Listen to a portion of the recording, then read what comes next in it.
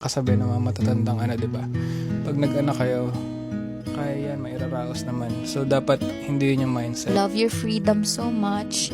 Don't have kids. Sa atin nun, di ba? Okay lang na kahit wala. Do you think marriage is complete without having a child? Complete siya. Is it called a family then?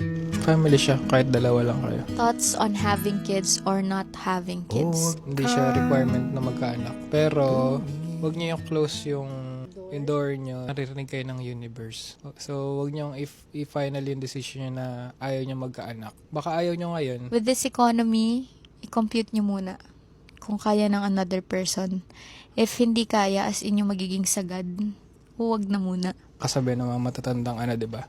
Pag nag-anak kayo, kaya yan, mairaraos naman. So, dapat hindi yun yung mindset. Ang goal nyo to live, not to survive. Important yung financially stable. If you're not mentally healthy, wag muna. Lalo na yung nanay, yung maglalabas ng baby. Kasi sila yung magdadala ng 9 months.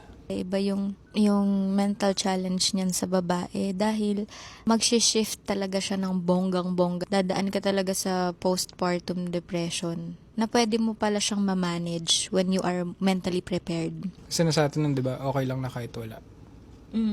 Ngayon, nang may baby tayo, at least one, masaya siya. Different feelings siya. If you love your freedom so much, don't have kids. Basta yung anything na will make you regret dahil lang nag-baby kayo. Basta dapat hindi kayo maging regretful dun sa decision nyo.